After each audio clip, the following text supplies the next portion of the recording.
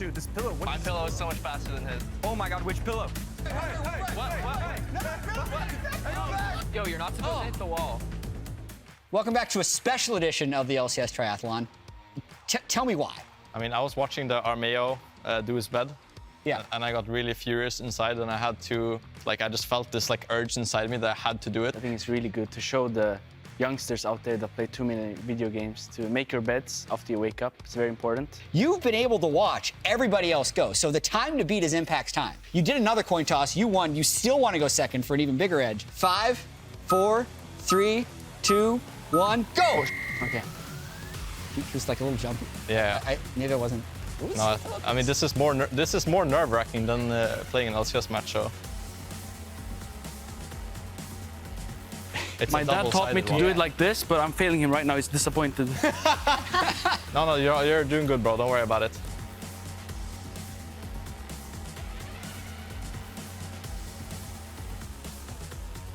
Okay.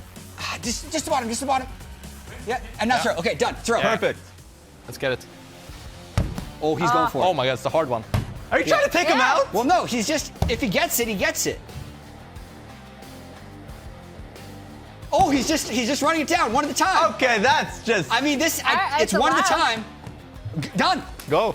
That's crazy. There's a team It's mushroom allowed. here as well. That's abuse of the system. Wait, you were behind when Prince tugged the whole sheet under. And we Oh, the disqualified him. Strat is good. I like it. His drifting though is actually pretty good. Yeah. He's so focused. Of course, yeah. There's no. He's in the game, yeah. Oh my God, he didn't choke it. He didn't choke it. This is a good Scion run. So even if he doesn't win bed making and throwing, he might just get the fastest Scion time. How many actives can you use, by the way? So you can only use each active once. Okay. There, Houston. Okay, this is going good.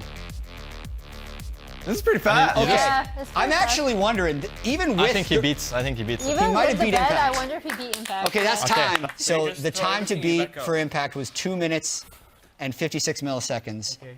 You were 2 minutes and 8 seconds. Oh, that was close then. that's Did I like win? that's like No. fourth place. It's That's still, not a record it's though. still, yeah, at the top of the standing. Okay. I gotta go home and practice my. Yeah, that does it for Blue Treats. You're gonna be up next. Okay. 5, 4, 3, 2, 1, go.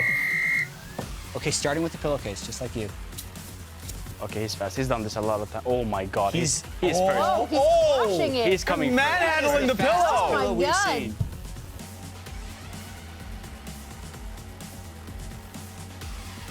He's got. I saw him practicing the little flip up. That's backwards. It's upside down. that's fine. I'll fix it.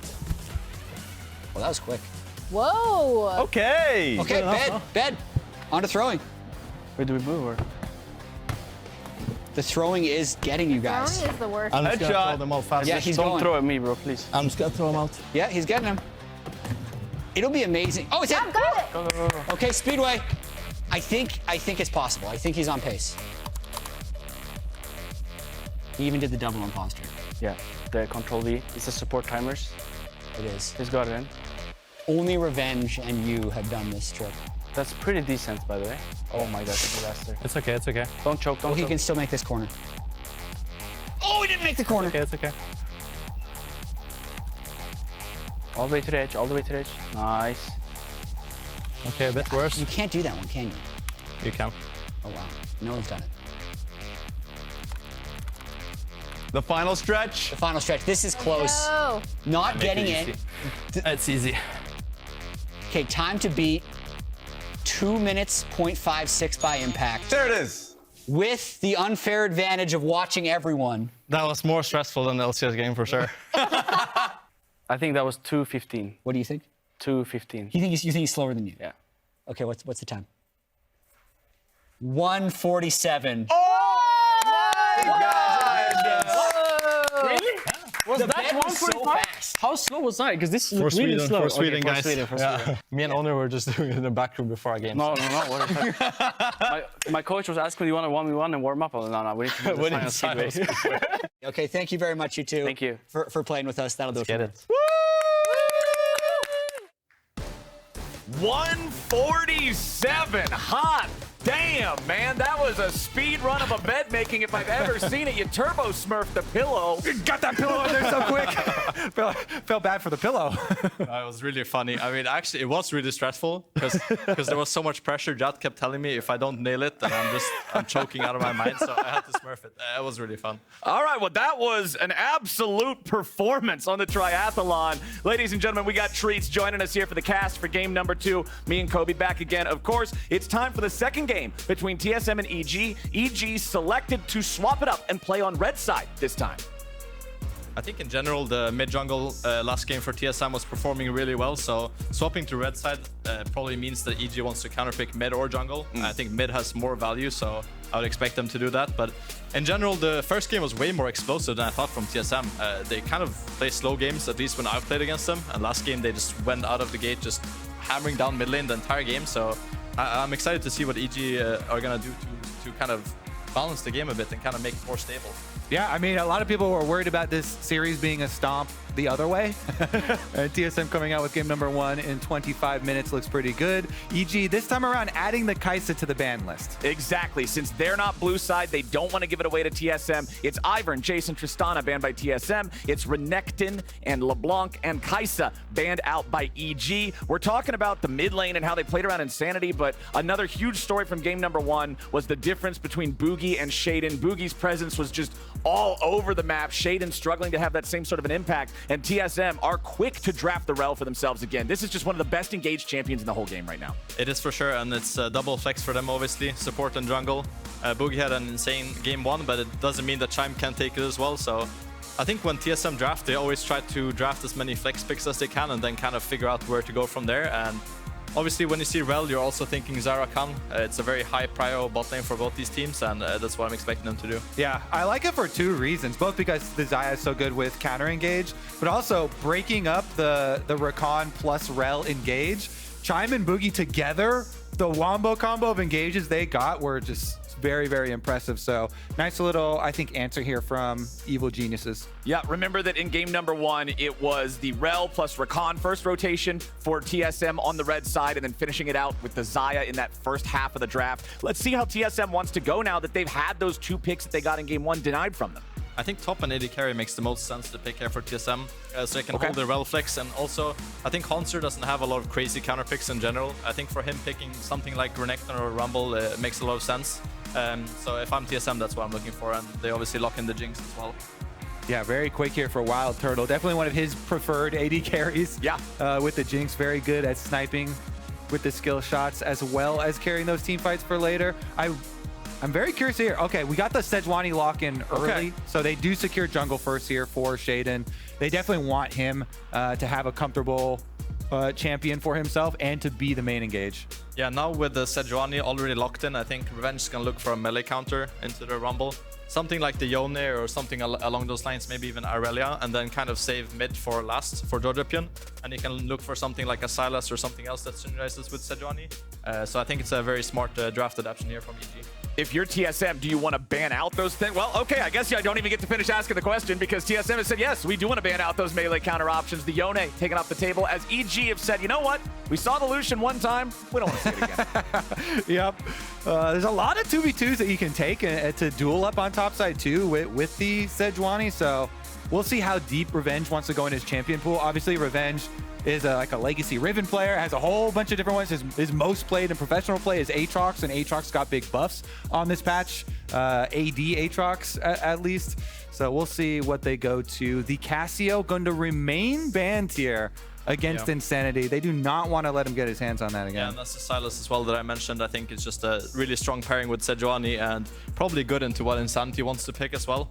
I'm not sure what Insanity wants to look for right now. I think they want some more kind of... I don't think this champ is pickable, right? It's not pickable. It's a little... You're not allowed to actually lock it in, but you can hover it, I guess. But it would be pretty good with the Sejuani. I have to say, the champion right now is in quite a healthy state, I guess we'll say. Jojo, I mean, the Ahri is for sure just comfort, you know, always going right back to this. So he's very comfortable blind picking this. Yeah, and I think after Sylas is out, maybe he's just saying that it's the best Premier pick left up for him, and they're kind of It's kind of interesting because I think this also says that the Rumble is a flex for TSM. Otherwise, it would make way more sense that they save mid for 5 for EG.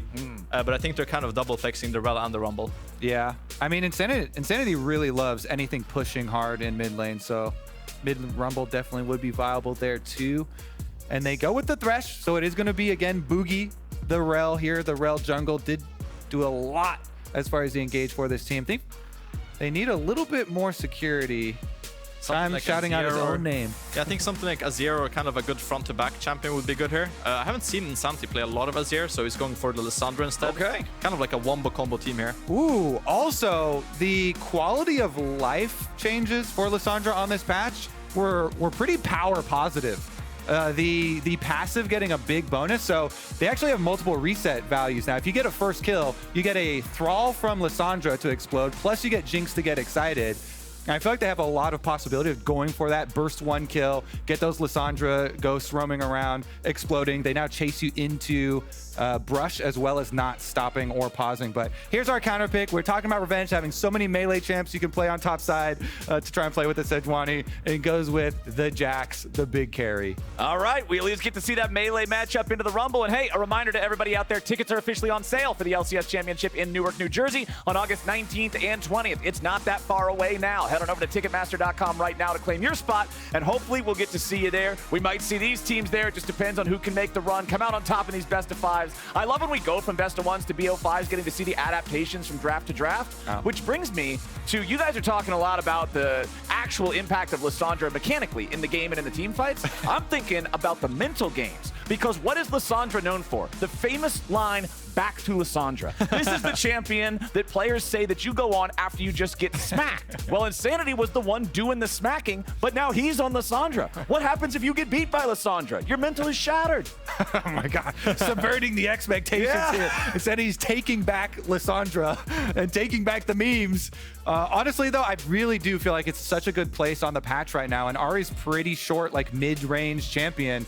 Definitely could work quite well into it. Yeah, I think he just saw a lot of melee / close range champs on EG, and he was like, I think Lissandra is a good pick here. I would look for something like Cassio or Azir. Cassio is already banned, so Azir would be my option, I think. I also always specifically love it into Rakan. Rakan is one of those hard engaged champs that you can actually focus and blow up, and when he's trying to come in, if you can mark the Rakan on the flank, and if you are able to catch Eyla, just boom, completely burst that Rakan down, you deny the engage, and you get your resets for your team comp. Yeah, and even with Merc Treatz on Rakan and unflinching, it's not enough to stop you from clicking R then W, and then a hook comes in. There's always something else to follow it up with as well, so it is definitely annoying to play against Lissandra as Rakan. So let me ask you this, Treatz. Looking at both of these lineups, if you had to play one of the roles, either the Thresh or the Rakan, which one would you think is the more favorable here? I think Rakan is a pretty easy job this game. I think in general, EG's comp is kind of just, they're very good at absorbing a lot of pressure. They can take a lot of pressure and then counteract. So I think I would prefer to be Rakan. I think Thresh has a pretty tricky job this game, to be honest. I think he's kind of on Jack Spiel duty for WildTurtle. He's just gonna flame away every time he jumps in. I think that's kind of the extent of his job in this game. Well, I'm definitely got my eyes on Jojo to bounce back after game number 1, and I expect him to be ready for TSM to continue pressuring him. It's like you said in game number 1, Kobe, the guy has the highest jungle proximity for the enemy junglers, so they need to be ready to play around him and support him a little bit more, I think. Otherwise, Bugi and Insanity could just run away with the game again. And they've got a kind of a deep ward up here too, so they know they can surmise the Sejuani starting on bottom side, so already getting a little bit of info. And as we've got our level 1 trades underway already, it's time to toss things down to Gabby for another sideline interview, this time with EG coach Kelsey Moser. That's right. I've got Kelsey. This time around, Evil Genius is going to red side. Can you tell me about some of the adaptation from game 1? Yeah, I mean, I think I knew there was a possibility they could go row Rakan. We thought there was a decent chance that we could play into it. I just think that, you know, there were some situations that we didn't react well to. So, you know, I still said, okay, you know, adapt, new draft, shake it off. We won't play into that again, and we went red so that they can't get that combo again. So yeah. When it comes to shaking it off, can you tell me a bit about the mindset of everyone? I kind of heard Sheiden saying more words than I've ever heard him say before in the makeup room, anticipating his reaction after Revenge, talking about waking up, being excited. What are the thoughts of the players going into this? Yeah, I mean, I think we came in pretty confident. Like, we know that if we lose a game, we can adapt. Series are more of an endurance race, and you always have to figure out like what's OP given the series and the players that you're playing against. The other thing is like Sheiden is off camera. He's actually very talkative and very funny. So it's just a work in progress to get that out of him on camera. But I hope you guys will keep trying. So yeah. And channeling that energy into the game for EG to come up with a win here. Yeah. We will see. Thank you All right, for thanks so joining much. me. All right, let's go back to the game. And immediately, these interviews are just always causing first bloods, man. And it's always TSM being responsible. It's another flash shattering strike from Bugi to get the game rolling for TSM, but this time Hauntzer's the one getting paid for it. Yeah, Secret Agent Bugi. I want to point out, because it was during the entire interview, this whole sequence started with Bugi being first to mid lane and lying in wait in the brush. He slowly waited for Sejuani to pass, tracks all the way up the jungle, follows it into the Baron pit, and then comes around for the surprise. Bugi is just completely mastermind the jungle matchup in this entire series, and now they're going for the dive. Looking forward again. Shattering Strike doesn't hit, so then he has to use the crash down to get back away from the turret. Revenge nicely sidestepping that one. And now since Bugi doesn't have a flash, he's already used the crash down. He's in serious danger. EG should pick this one up, I would think, for free. As the Aftershock expires, Sheiden and Revenge just need a little bit more damage. The W2 connects, and Revenge hits him with the lamp for the last shot. Apologies for the curse, my friend. They take down the mastermind. Really good answer with a teleport up there, though, to make sure they can get it. Jojo, not happy about the effects that enemy jungler had in the early game. Yeah, I think that's just one of those plays when you're Bugi that you know it can work out, but after you miss the Q and you have no flash, it's kind of, you have no escape plan. Meanwhile, Insanity on the rotation to bottom. Unforgiven already had to pop both thumbs trying to get away. Ayla gets hooked! And man, Chime's gone fishing. Nicely done from TSM to pick that one up. But across the map, Shaiden's helping out Revenge again. Hauntzer's got to try to get away from this one. Bugi's ready to back him up. Shattering Strike for the stun, but Revenge has the flash to guarantee the kill. Now Bugi's got to crash down back to the safety of his own jungle. EG's keeping this one competitive. Definitely an exciting one up on the top side, and they needed that top side kill because Hauntzer had actually been doing a very good job with the CS on Rumble. We saw a lot of the early stages, you know, during the interview. He's getting good trades on Revenge, and he's still going to retain a big, healthy CS lead. So Revenge very happy that he's at least been able to get kill credit on those last couple of kills. He needed that gold catch-up. Yeah, I think the gold is still not super in favor of TSM. It's gone kind of back and forth, and I think that just kind of shows the early game. It can be a lot of punches back and forth, but it kind of depends on how the matchups play out. So Hauntzer, even though he died, he still had a really good 1v1 matchup, so he's rewarded for that. And then obviously this roam for Insanity was really well timed as well. He kind of came as a surprise, I think, for EG. I don't think they expected this. And then Chime with the beautiful hook as well on Eyla to finish him. Chime secures the bottom kill, then we get another look at the top side. We mentioned from draft, as soon as we saw Sejuani, we're like, all right, love it. Top laners with melee top laners, you always want to make use of that stun. Easy, quickly stacking up the passive, and with the health lead here, even though the Rell arrives, nothing you can do. Jax with another counter strike, and we're back into more. Back into the mid lane as the equalizer is dropped. Jojo does escape the Spirit Rush enough to get the Evil Genius's mid laner out, but it also did cost the flash, so the Ahri is entirely immobile now. Yeah, she will get her ult back up for Herald, but having no flash as well is pretty big, because I think Bugi will get his flash back pretty soon as well, since he used it really early in the game. And TSM also, with this trade on mid, get the Dragon, huge pickup for them. And I think just in general, whoever gets Herald this game will have a lot of pressure advantage. In a 1v1 matchup, I think the Jax outscales the Rumble, but the Rumble is really fine playing in the 1v1, so it's going to be exciting to see who gets the Herald. Well, just like the first game, it's TSM with an early first Drake, but remember back in game number 1, it was EG at least securing themselves the Herald for the first time. We'll see if TSM is in a good spot to try to challenge for that one with Bugi's flash or something similar like we're talking about. You can see Sheiden moving into the enemy jungle, placing down the ward in anticipation of the second round of the buff spawning, just trying to keep track of Mastermind Bugi. And with Bugi being so active in this series, they really set the tone for the pace of this series. Even with that topside one getting turned around and a couple of those kills going to Evil Geniuses, TSM still retain a meager gold lead for themselves, as well as still getting the first Dragon to start stacking. And we shall see how it actually transpires on the bottom half, because a little bit deeper of an attempt at getting some vision there, and the hover from Bugi on bottom side to make sure there's no gank. Yeah, if I'm Bugi though, I have flash, and top side has no flash for Revenge, Sheiden, and Jojopyun. So I think for this Herald, if Chime just moves over and kind of gives some farm up to Unforgiven, I think it's going to be a really good fight for TSM. They have Rumble, Lissandra, Wombo combo, Bugi has flash. I think it's a really solid fight for them here on Herald. Yeah, I want to see, because look, we just had Jinx recall, and WildTurtle right now is heading back to bottom lane. As far as it goes, he wants to try and catch that extra wave that Unforgiven's pushing right now. So it will be the earlier move option for Unforgiven. I mean, if I'm TSM here, I think I want to start the fight before Unforgiven comes. When Unforgiven comes, they're going to have a numbers disadvantage, obviously. So yeah, I think Hauntzer is kind of caught here in the middle. If Bugi can help him out, that would be huge, but it looks like he's caught. Ayla's gone in though, a nice hook right back onto the EG support as he has to disengage, and Magnet Storm pulls back in the geniuses. Equalizer over the top means Sheiden is very low. Nobody from either side Jinx dies. Rockets, the Jinx Rockets coming in, but it's not gonna hit Ayla. Man, that one had to be so close. But EG now is really low, and WildTurtle is just pushing down on bot lane here. So if I'm Turtle, I just stick down bot lane and get some plates for myself. And even though EG might get this Herald, they're gonna lose so much tempo on the map on bot side. Evil Genius is not contested at this Herald any longer. TSM yielding that one in favor of Turtle, just getting money down here in bottom lane. Second plate falls. He's got the minigun to try to take down the third one, just clear out the minions ASAP. These caster minions, I don't believe, will die before they get reinforced, so Turtle won't even have to leave the range of the turret.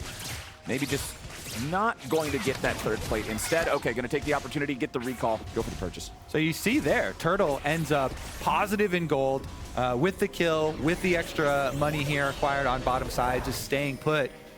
Has the small lead over Unforgiven. Meanwhile, Jojo was able to actually push in the top lane minion wave after that fight too. So he denied a cannon wave that was up there before Hauntzer was able to get back. So at least a little bit of that loss mitigation happening. Yeah, but for EG as well, with the Herald in hand and Revenge being the main carry in this game, I think it's just really important that TSM now defend properly on top side and don't let Hauntzer die again and kind of give plates over to Revenge, because if Revenge gets a few plates and gets ahead of gold of the Rumble, it's going to be tricky for them. Revenge getting ahead of gold versus Rumble is going to be tough though when he's only got 53 CS. He's at the same level of the junglers. His economy is suffering from the farm that he's been choked away from. Yeah, he's about 200 gold down now after we take into account the kills that he's gotten. And maybe if you get, some more help from the Rift Herald plates, they can start to fund that Jax, because guess what? That's one of the places that EG were most confident in. You heard the interview with Jojo before the series started. He was like, yeah, we know how to take advantage and exploit Haunter. Now they're going mid though. Insanity getting locked down here, has to self-ult to buy a little bit more time. Bugi wants to follow it up. Insanity with a flash back underneath his own tier 1 turret, and Hauntzer's ready to come join these guys. Crash down into the Magnet Storm. Long range equalizer ready to turn this fight around as Sheiden and Jojo try to get away, but Hauntzer's got the flash. Evil Geniuses disengage it too, and now they're ready to re-engage with the Jax copter. He pushes in to try to get the stun, but he misses it. Revenge with a minor outplay is now going to find the killing spree, but instead it gets turned around by TSM. They'll come out on top in a 2-for-1. Yeah, Revenge had a huge play there. If he hit that helicopter and then the ult on top, that would have been a huge wombo combo, but after missing that and then the Jinx rocket coming in, that was clutch. Yeah, that was so close there. Fraction of a second. And Turtle's just been throwing out the skill shots from bottom side. This rocket actually doing a decent amount of damage and getting them a little bit more. Let's take another look at how it started though, because it was off of this roam from Hauntzer trying to get some use from the Rumble ultimate. A little bit slow on it, so they didn't get the full damage, but then the flash forward chunks out Sheiden, chunks out Jojo. Yeah, the taunt from what's he called, Jojopyun was really cute there as well to save Sheiden, and then yeah, with the Revenge miss on the E there, it would have been huge, but instead he just trades one on Bugi, and then they both die in the end, so that's a pretty big play for TSM as well, because they're playing against Herald. If you can kind of fight even against Herald, you're winning, because EG won't find a super big window to use the Herald properly on. Plus 1,500 gold now, just about 12 minutes into the game. Second Drake is live because TSM took that first one so early. We'll see if we have a lot of attention immediately paid to it. Insanity's got the wave shoved out in mid. Lissandra, once she hits level 9, the wave clear is just so effective, splashing those icicles onto the entire wave as Turtle makes it down back to bottom in time to catch all the minions crashing into the tier 1.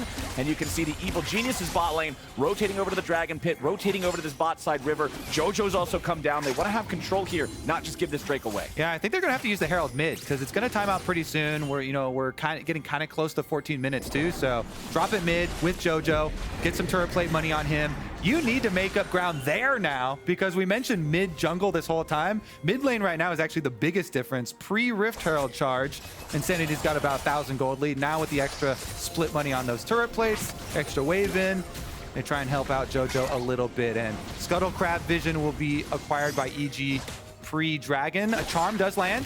Okay, Insanity, 3/4 HP, ready to go back in on Sheiden though. Bugi leads the charge, not finding a very valuable target here at the start, but Magnus Storm keeps him in the equalizer. They want to turn around back onto Insanity as a nice Thresh hook on Unforgiven on the other side hits, but it's a shutdown for Revenge on the enemy mid. Insanity's out of the picture. Unforgiven dies to Turtle, but it's a 2-for-1 trade for the geniuses. Revenge still has a full health bar, but he ain't slowing down. The play won't matter. A double kill back over to Jojo. He'll see if he can find some more. Turtle and Hauntzer trying to kite it out, fight it out, but it won't work, man. Revenge and Jojo are finding the damage, and just lost all 5 men. And the flash at the end there. Oh my goodness. Revenge playing on the edge of a knife with that Jax. Went back in, got just out of range. Turtle wanted it so badly, but can't get the auto off. I think the target selection here from TSM was a bit off. I think going on Sheiden is the wrong call here. They're very split and they don't have any damage to follow up. And you can see TSM, Hauntzer, Chime, WildTurtle, they have no one to hit. They're just running away. And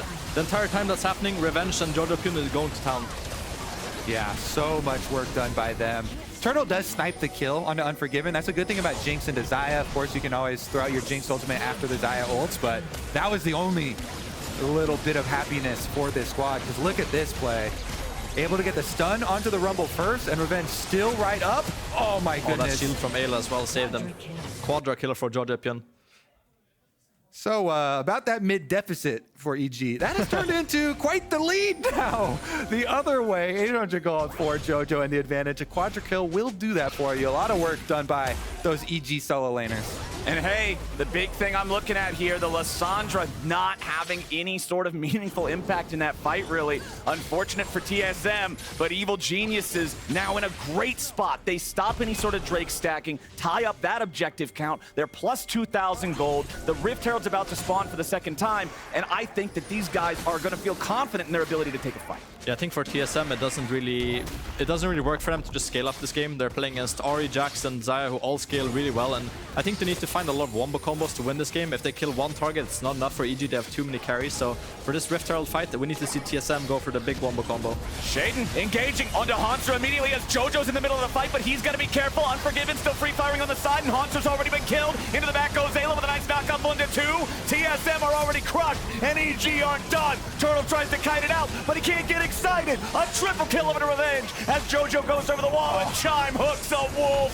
EG got another ace for nothing. That TSM just look completely discombobulated now. They're stuck in the middle of the river while the collapse from EG is coming. And if you're the ones relying on a teleport, you have to be the ones proactively teleporting early. But look at this, how late the teleport comes in from the Lissandra. Boom, the engage from EG is already underway, and it's almost first kill before the Lissandra even arrives. Hauntzer is dead on arrival there from the Lissandra. There's no way you're making your way back into this team fight. Yeah, but EG also walked in and engaged first, right? Even though TSM had the control, I don't think that's allowed to happen. TSM has to pull the trigger faster with TP and kind of send it, or else they'll get collapsed. And now there was a quadra kill for mid lane. Now there's a quadra kill on top lane. 8 kills on Revenge right now. That's a bit crazy. Yeah, I don't think he cares about that CS deficit anymore. He's just farming champions, man. The Jax is locked and loaded. 13-5 for EG as a team. 5,500 gold lead 16 minutes into the game. These are the kinds of gold leads you see in those stompy solo queue games, man. These are the ones where you're feeling like, we'll just have to go next. It's feeling so doomed for TSM right now. Yeah, and you can see the confidence that EG had after the previous team fight. That's why they just run straight in, they engage while the teleport is channeling, get such a lead in there, and it's nice to see for a player like Revenge, where people for so long were like, oh man, he's really good, but hasn't had the right opportunity to fully shine, but having a good playoffs game here for himself. Yeah, now EG is playing with 3 lanes of prio, they have Herald, and they outscale. So for TSM, I think the best that they can do is just kind of farm up and wait for an objective fight and hope that EG kind of messes up, because in a 5v5 situation right now, EG is stronger and they win on side lane. So for TSM, yeah, they just kind of have to pray on this one. Well, maybe they can drag the game out long enough to get a Jinx moment in a team fight, but aside from crossing your fingers and hoping for that, it just seems like EG's got this second game all figured out. Second items coming online in a couple of different places here. You can see the first one, the Banshee's Veil for Jojo in the mid lane, compared to just a stopwatch for Insanity. Very powerful active, but an entire item behind in terms of what's in the inventories right now. That's tough stuff. Rift Herald summoned up here in the top lane. They'll knock down that turret. Second turret of the game here for EG, and there's nothing TSM can do about it. Oh my goodness, they already found him. Sheiden just leads the way, and Ayla's spotted the quickness to try to follow it up. A nice hook from Chime brings him back underneath the turret, and TSM may have found an angle for a fight. The Herald's not going to get the charge off onto the tier 2, but EG disengage, having only lost their support. You have to be ready to counter when you're so far behind like this, like you're saying. And they make a really big play right here, actually, to get themselves some gold back into it. That does chip away a little bit. Not only, yes, the kill gold, but really the pressure, too, because EG would have been able to keep up their 4-1 split push really easily with Jojo on bottom here. So nice little bit of relief for TSM. Yeah, it feels good to get some relief, but now Dragon is spawning and it's kind of on to the next like, play already. Oh, another test already? Yeah, now you have to fight the 8-1 Jax and the 4-1 Ahri. So I think if I'm TSM, just give this one up, right? You don't have ultimates, you can't really fight it. It's going to be a hard one to fight anyway. So I think you just kind of have to wait for the Dragon Soul point and fight there or on the Baron.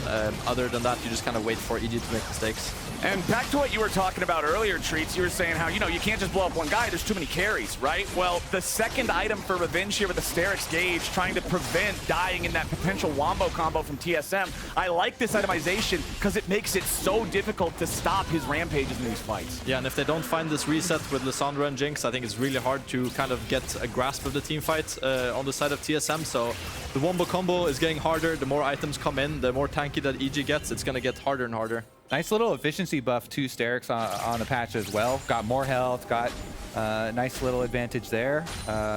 Let's see, though, because Sejuani actually doesn't have a lot of magic damage herself. It's just coming from, like, bombies, but went for the Abyssal to amp for Jojo. Jojo like, MVP race. He's like, yep, everything they can do to add to that. It amps for Jojo and also Revenge, having some magic damage in the base kit of Jax, too. I mean, more than most bruisers do, at least. It's so a lot of magic damage, yeah. Providing some help for both of those super fed carries. I mean, when we're talking about EG and the way that the gold is currently distributed, 12 out of the 13 kills are Jojo and Revenge. So making sure that he can ramp up for those guys seems good enough for me. Total gold on the left side, it's Revenge leading the gold count by about 70. But it's over his own mid laner, so they're pretty cool with that. Yeah, definitely a duo carry composition they're running here for Evil Geniuses, which makes it really easy to play side lanes. And you have to think, well, easily go 1-3-1, Revenge on top side. They've got both teleports ready. Both their solo laners have such big advantages. They can pressure on both side lanes while just holding middle here.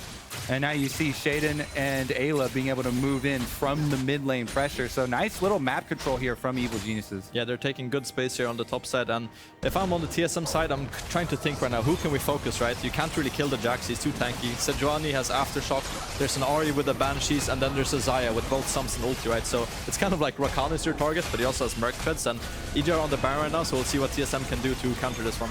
TSM need to try to stop it. Maybe Bugi can go in for the Miracle Steal. The crash down, but it won't find it. The engage locks them down, but where's the follow-up damage? Unforgiven staying alive as Jojo can turn it right back around. Both enemy carries already dead. Bugi and Chime and Hauntzer running back to the mid lane, but Revenge don't want to let him. He's going to keep the chase up. Bugi's still in range. Sheiden and Eyla still ready to follow these guys too all the way in. Bugi tries to crash down to escape, but they get the kill anyway. Jojo is dominating, and Evil Geniuses are making mincemeat out of TSM.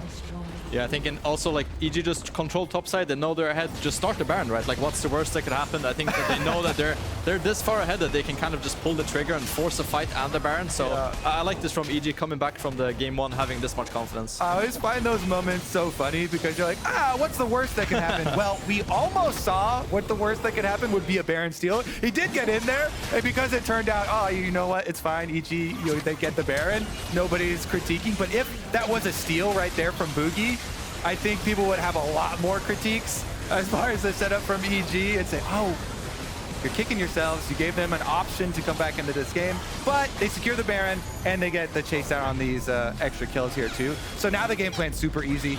push it right back out. You already had stronger split pushers for side lanes. Now you also have Baron to help them out. So here comes the siege on all sides. Yeah, the only question I have is how many lanes does EG want to play on? How risky do they want to play it? If they spread out on 3 lanes, it's possible that they can get picked off on 1. I think the safest one is just playing 2 lanes and kind of having Jojopyun between top and mid and kind of just hovering in between and seeing if someone is in pick range.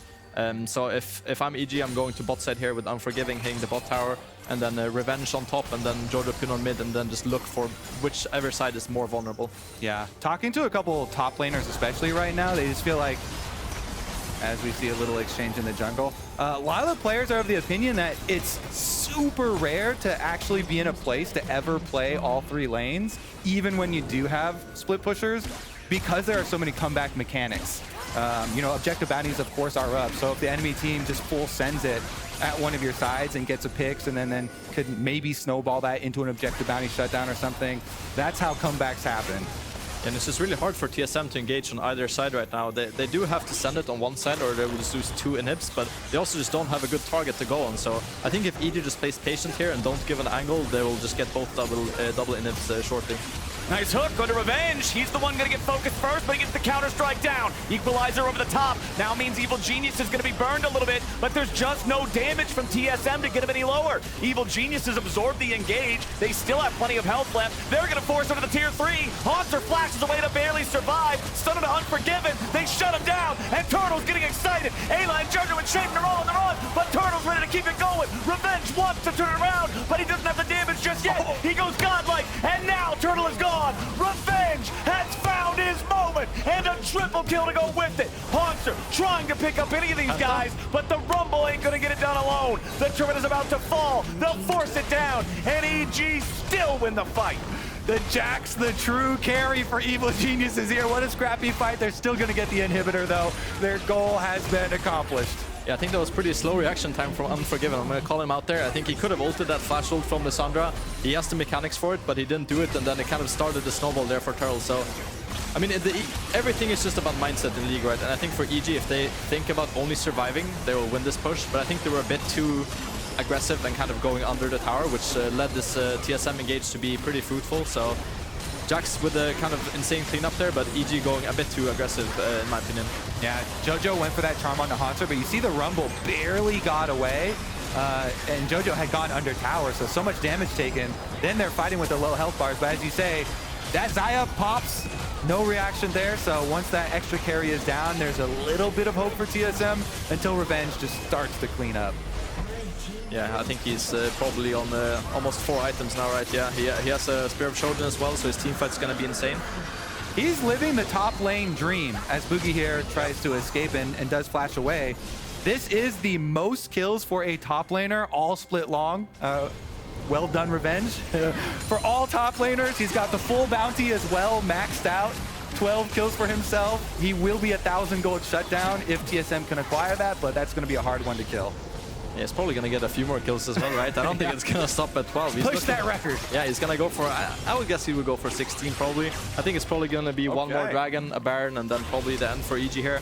They're still firmly in control, right? I think they kind of fumbled this Baron, but it doesn't mean that much in the grand scheme of things. I mean, he's making full use of the buffs on the Shojin and on the Sterix here. So flexing the Jax as we wait for the next spawn. 50-ish seconds left on the next Baron. TSM have such a difficult task. Even going into their own jungle and trying to get some vision down is dangerous, because if EG's waiting, 12,000 gold is the point of the game where you are just going to get smacked. As Bugi goes to the crash down here, smite under Revenge to slow him down a bit. Chime can reinforce. Nice use of the hook. Revenge doesn't have a lot of mana to fight with. They really want to try to force this, but now Turtle's in the middle of everybody, and Evil Geniuses has reinforced their top laner. It's a 1-for-1 trade here with a start, but TSM's got to run. Sheiden comes in over the side to lock down Insanity, who tries to take the claw away, but Jojo will not allow it. Evil Geniuses. It looked like it might have started out with a pick on Revenge, but they turn it right back around on its head, and Unforgiven picks Insanity. I think that was a good play by TSM though. That's kind of all they can look for, right? I think. Yeah. They there's got not many more the options. shutdown. Yeah, they got it. Yeah, and he still has a 400 gold shutdown. Yeah, the wanted poster, they got the shutdown. It did go to Rell, I believe. Bugi got the last hit on it. Little unlucky. So that's not going to help out with the DPS endeavors, but maybe get a bit more tanky. And it looks like off of that chase down of a bunch of extra kills, Evil Geniuses will just rotate on over to Baron. And guess what? The person that TSM did kill happens to be the person that also has teleport. So EG should be able to wrap this one up. Yeah, this one looks like a wrap on the Baron here. But Jojo, he's cosplaying revenge right now. They're gonna go on the Jojopyun Is instead. he going to teleport in now to save Jojo too? Nah, just hold away. He's playing Ahri. He's fine. He's cool with it, man. It only takes 2 players from EG to secure that Baron anyway. Just Sejuani to tank it, and then Xayah for the DPS. Baron goes over to EG, nearly 13,000 gold lead. I mean, they could wait and just try to use the Baron to control the map, get the soul, wait for the next Baron. But I'm honestly hoping that with a 13K lead, they just sort of hard force the end of this. All right, everybody play for getting more kills onto Revenge so that top laners can't complain anymore. We were like, look, OP roll. this top laner's got 20 kills in a playoffs game. They're fine. He's really strong right now, and as you said, Captainflowers, I think you just go topside right now if you're EG and try to end this game. You have big enough goal lead to die right now. I think that if they do the same play that they did on the mid lane, but on top lane instead, it's gonna work out. So just stack a wave on topside and then Look, they're sending 4, the Goon Squad, down to Rome to try and pick off the second bounty from Jax. I think this time he's not gonna die though. He has mana and he has a stopwatch, so I think even if you send 4, it's a bit tricky. That's tough. I mean, they only barely got him last time, and he had, what, 50 mana to work with? So Evil Genius is putting the pressure on the tier 3 here on the top side. Insanity threw out the claw, but did not want to take that ticket. Figured it would just be one way. Evil Geniuses have the next wave coming in now to back him up as they lead off with Shaiden's engage. The charm onto Chime locks him down, and Eyla goes golden to stop any sort of a counterattack. Shaiden doing the same thing now. Jojo gets locked up. Bit of a problem here for EG so far, but Revenge arrives and fixes everything real quick. Revenge gets a triple. Revenge gets a quadra. Where's that pentakill for Jax? Somebody sound off. Give it to him. He won't give it to him. EG's got to chase it down. Revenge! Pentakill for Jax!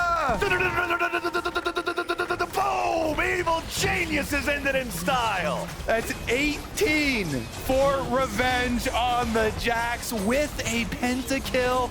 Top lane. It's not balanced. Top lane broken roll, boys. 27-9. EG bounces back.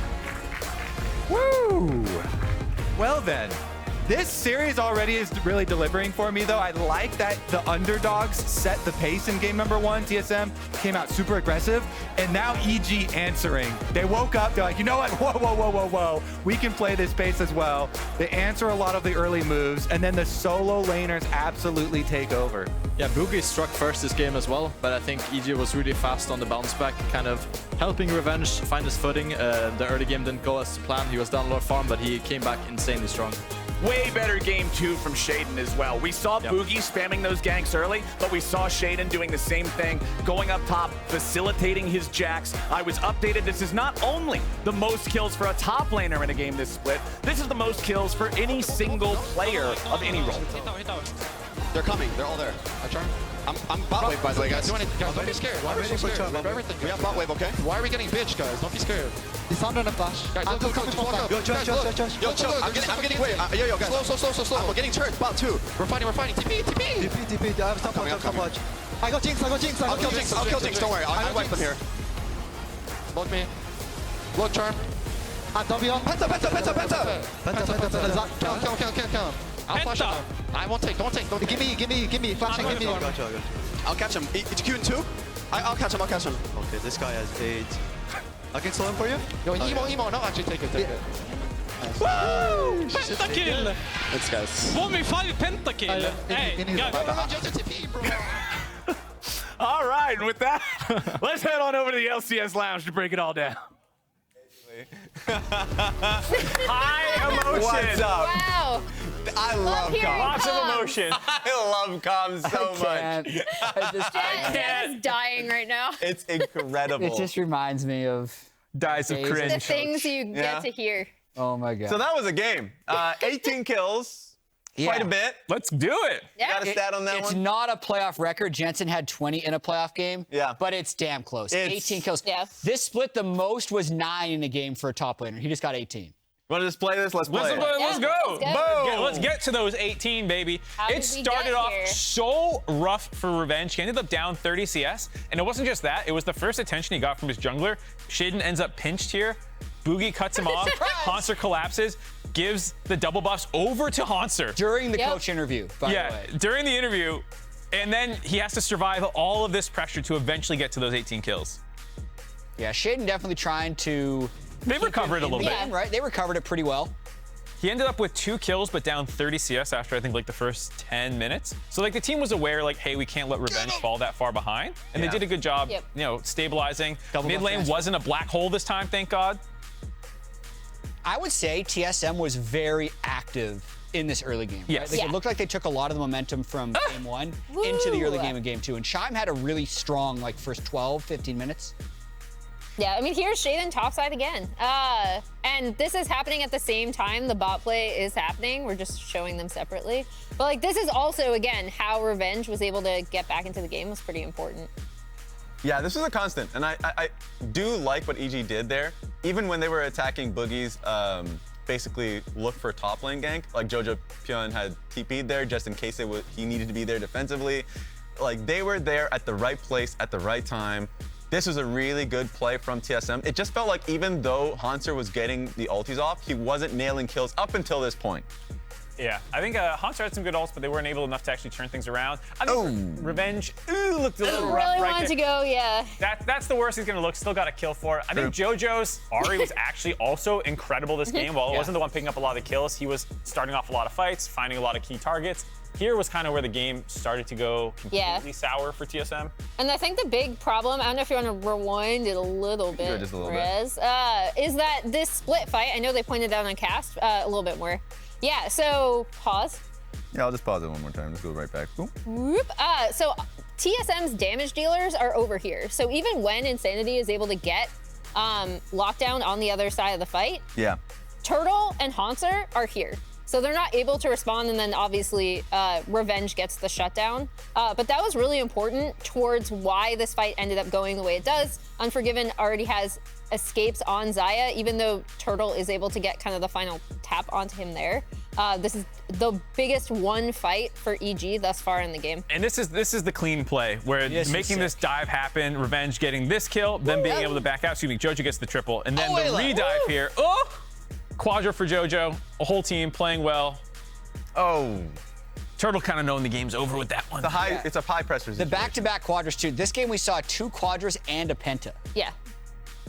And this is something that I've noticed throughout this particular game. Evil Geniuses were on Rift Herald, on both Rift Heralds at the right time. It was TSM that was having to walk into them, and it was like you're walking into a Charm, you're walking into a Sej ulti. Like, a lot of the times, it was just very difficult for TSM to actually get in the river and contest for the objectives. I gotta say, too, for people overreacting to the post-match thread in the first one, excuse me, that's whose MVP is this? That's my MVP. You know what? Revenge is just stealing kills. He TP'd in late. You heard the team. You heard Jojo. You heard Jojo have to tell him, get into this fight so you can get these kills. Jojo Look even at the called damage. Jojo was like, why don't you go get the penta, Revenge? Yeah. Yeah, look, Jojo with the actual damage percent, he set up all those kills. Revenge just shows up and takes some kills, man. He didn't do anything. Revenge had a very good game. He had a great Revenge game. had a great game. Jojo also had a great game. And I just want to call out everyone who overreacts to a single game where Jojo gets counterpicked and camped mid and dies a couple times. Like, there's a reason people are doing that to him. And it's because if you don't, look at that damage. That is a lot of Ahri damage. It's Ahri. With Everfrost, it wasn't even high Ahri. Like, just land your abilities, bro. Every time I listen to EG comms, I realize more and more how important JoJo is to the team. It looks like it's shooting the goats out of his mouth. It's the goat poop. Bang! It's not poop. No! Human centipede. The goat ray. The goat ray. So, Get us out of this segment, dude. All right, going into the next game, TSM has chosen blue. So any significance from that one? I think EG are happy with that, right? Because they were the ones who wanted red side. They want the counter pick for JoJo specifically, and potentially Revenge. So I mean, I think EG are fine with it. That makes sense. And we're heading to game 3. But as we wait, we'll take a look behind the scenes of how Samsung powers the LCS with their NVMe 990 Pro SSDs, allowing our graphics team to work on the fly and deliver cutting-edge graphics to the LCS stage. Hi, I'm Anthony from the LCS graphics team. We design and animate all the graphics you see on an LCS game day. So we need drives that can handle all that media at the speed of a live show. That's why we trust the Samsung NVMe SSD 990 Pro. These blazing fast SSDs allow us to quickly create fresh new graphics whenever the show calls for them. We generate huge graphics files for every show, so we need drives with a lot of storage space. And that's exactly what the Samsung 990 Pro gives us.